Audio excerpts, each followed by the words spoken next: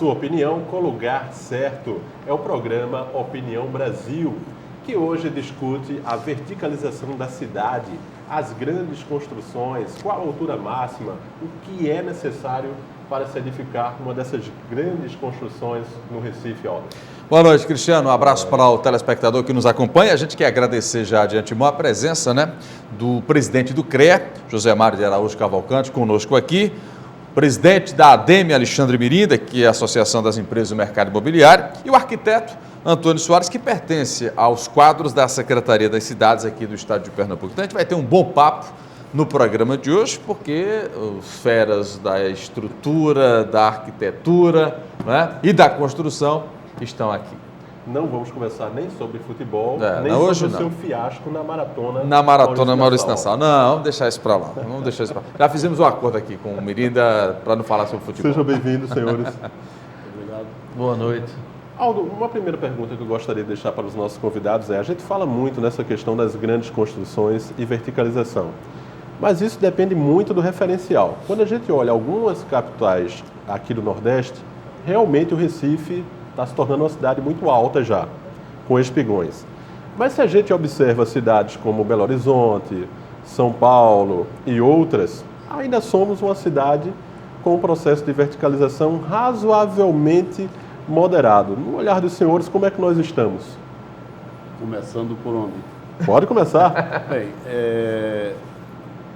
como presidente de CREA, na verdade, nós não temos muito a discutir, porque ao CREA compete fiscalizar o exercício das profissões, fazer valer a regulamentação e, naturalmente, também opinar sobre as questões de interesse direto da sociedade. No entanto, como um técnico, aí sim eu posso oferecer uma opinião. Eu digo particularmente que tenho muito medo dessas construções altas. Haja vista já o histórico do concreto armado, que durante esses últimos 50 anos já vem apresentando as suas deficiências com problemas seríssimos, dessa doença conhecida, que são as patologias de concreto, que meu amigo Mirinda conhece muito bem. Isso é fruto já de uma espécie de exaustão desse material. Essa era das grandes metrópoles e grandes prédios é uma era razoavelmente recente. Sem dúvida. Pós-guerra, ou seja, nós não tivemos tempo ainda de ver o que vai acontecer com essas cidades de concreto. E continuando, eu sempre digo, eu sou professor na área de estabilidade das construções, teoria das estruturas, e digo sempre a meus alunos, nós não completamos ainda um ciclo de experiência, nós estamos ainda num limiar. E é muito fácil ver, a partir de 1940, quando começou a se explorar o concreto armado, de forma mais direta, então tínhamos apenas limitações no máximo a 6 andares, Mirinda? Está ali a paisagem da Guararapes e de alguns outros lugares por aí de cidades brasileiras. Mas, à medida que os métodos de projetos, de cálculo, foram se aperfeiçoando, principalmente com o advindo do computador, que tornou a questão muito mais real e mais precisa, permitiu aos projetistas avançarem muito. O cálculo, que era o grande desafio das construções, foi facilitado. E as soluções ainda eram aproximadas e agora estão se tornando muito mais precisas pelo fato do uso dos computadores e dos softwares existentes. E isso cai bem para quem constrói. Porque quem constrói quer explorar ao máximo o terreno, verticalizando assim. Por isso nós temos hoje aí, aqui em Recife principalmente, já torres com quase 40 andares, ou por aí. Agora, nós não sabemos no futuro que isso poderá ser uma bomba de efeito retardado, como será o concreto, apesar de todo cuidado que se tem com ele hoje. Mas uma coisa é ter cuidado, como se tinha no passado também. Mas ele está apresentando agora os seus problemas de patologias. E no futuro, essas grandes torres, com grandes oscilações de vento, com grandes variações de gradiente de temperatura e tudo mais. Isso aí. Então me diga uma coisa, no popular falando, os prédios eles adoecem, então. Adoecem, sem dúvida. E a gente está vivendo numa fase que não sabe quando o prédio vai adoecer e como vai ser a gravidade dessa doença. Perfeitamente. Não é? Perfeitamente. Então a gente está... Se vai ser um resfriado ou se vai ser um baque... O problema é que as solicitações das torres mais altas agora são bem maiores daquelas do passado. Certo. Agora a gente tem a lei de ocupação do solo, Mirinda, aqui para o Recife. É uma lei que evoluiu, é uma lei considerada boa para a cidade, ou é uma lei que merece aí observações, principalmente E junto àquela pergunta, né, Aldo? E é uma lei que na prática pegou? Ou a culpa é do arquiteto? A lei das filas? Não, pelo contrário. Eu acho que os arquitetos são os criadores. Tudo nasce da imaginação deles. Justiça seja feita, não só Pernambuco, como o Brasil como um todo, tem grandes arquitetos. É verdade. O grande ícone disso aí, um Oscar Niemeyer, com cada figura projetada, e que aí entrou a figura do calculista para transformar o que eles sonham em realidade. Né? E nós temos uma lei que é uma lei rígida. E eu acho que, como cidadão, você tem que cada vez mais buscar em morar numa cidade que lhe ofereça uma qualidade de vida. Essa consciência, todo o segmento da construção civil, né, os empresários, pelo menos aqueles que são associados à ADEME, têm essa consciência. A gente sabe que não adianta você construir e não dar condição para que tenha a mobilização urbana, não tenha a questão do verde. Agora, aí você vai, parece um contrassenso. Quando eu digo isso, e aí, quando o Zé fala do estudo, ele como presidente da entidade, como CREA, como técnico, professor que ele está coberto de razão, até porque, por exemplo, eu sou engenheiro de formação, mas eu aprendi dentro da Universidade Federal e produzi muitos empreendimentos. Você sabe disso, a gente é praticamente da mesma idade. O FCK era exigível, era 180, 150. O que é isso? O FCK é um clube da Rússia? Não, é a resistência mecânica do concreto. Hoje os empreendimentos estão sendo feitos com 350, 400 MPa. E exigia quanto? 40 MPa. 40 MPa. 10 vezes mais. 3 vezes mais. 3 vezes mais. O que eu aprendi na sala de aula.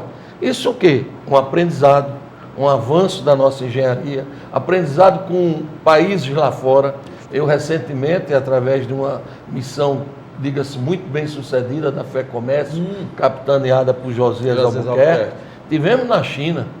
Eu tive a oportunidade de subir em torre de 420 metros de altura, com elevador, Zé, fazendo a velocidade, percorrendo esse percurso em 10 segundos. Nossa. Assim, a cada 100, e não 2 segundos, como você tem. Mas dá para confiar da China? Mas está lá. Não, aí é que está o engano. Porque quando se pensa na China, se pensa que a China só produz produtos. O Xigling. Mas não é. É que, infelizmente, uma cultura nossa é que a gente faz a imagem. Eles têm o Xigling. Como nós temos aqui produtos brasileiros. Tem o bom e o ruim. Pronto.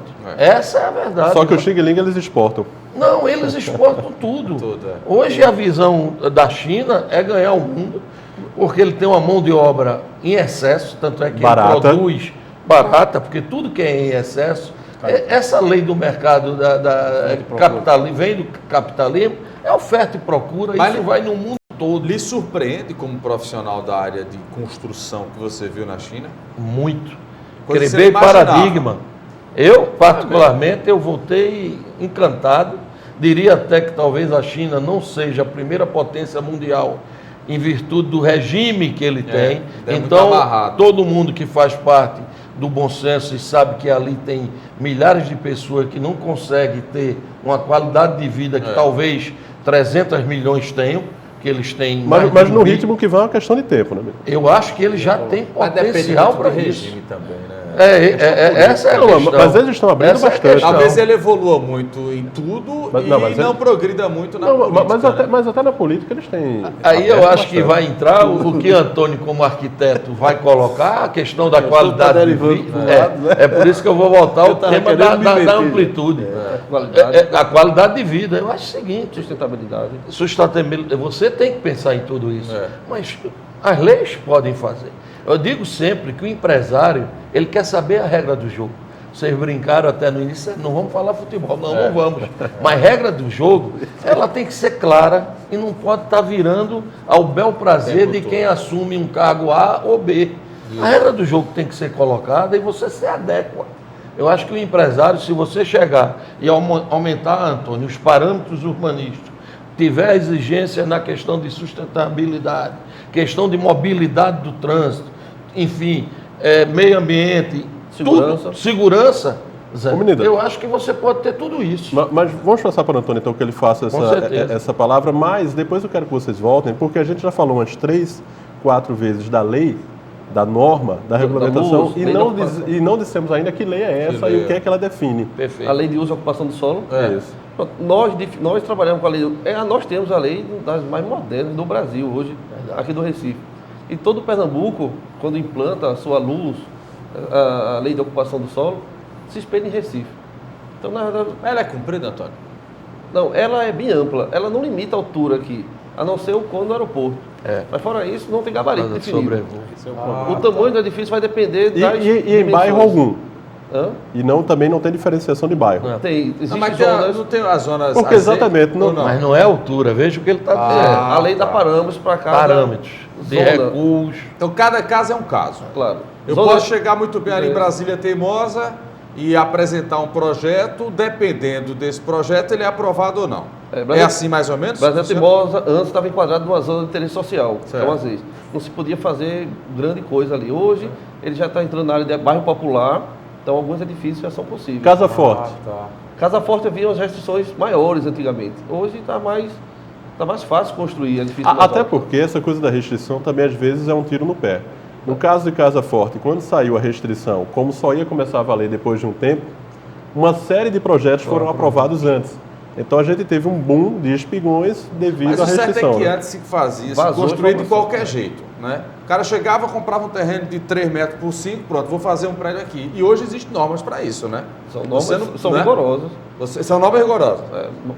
Os arquitetos têm que estar bem cientes do que são as normas para poder trabalhar e usufruir do que ela pode oferecer de melhor economicamente para as questões imobiliárias e construtivas. Diga, Zé. Eu iniciei um estudo algum tempo atrás, não concluí até por conta de tempo e outras ocupações. Quem manda ser presidente do CREA, tá vendo? É verdade. Mas a minha ideia era exatamente mostrar matematicamente, no modelo estabelecido, não é, a degradação ambiental que causa uma edificação. Certo. Então eu iria através da chamada variável população e através dessas variáveis que seriam todas indexadas ou parametrizadas, eu iria chegar exatamente a dizer, se você vai colocar neste local tantas pessoas, o meio ambiente vai ser degradado de tanto. Certo. Isso é possível fazer, basta você levantar esses parâmetros e estabelecer as correlações matemáticas e ver que as pessoas vai necessitar de mais água, de mais energia, vai gerar mais esgoto, Saneamento. mais lixo, vai ter mais automóvel, vai ter mais barulho. E essa equação tem vindo com a curva crescente ou ela é mais ou menos estável? Olha, eu acredito que à medida que você concentra, Tem não é? muito prédio, Você cara, faz na o cidade, aumento da densidade demográfica, você cria todo esse tumulto.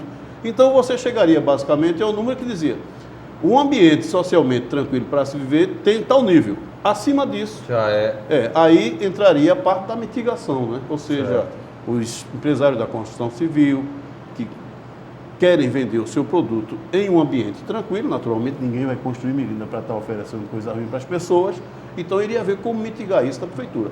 Na verdade, não pude concluir esse estudo, que eu acho que ele poderia ajudar muito na lei de Interessante. ocupação do solo. Agora, ô Merida, me diga uma coisa. Qual é o maior problema hoje enfrentado pelos associados da ADEME?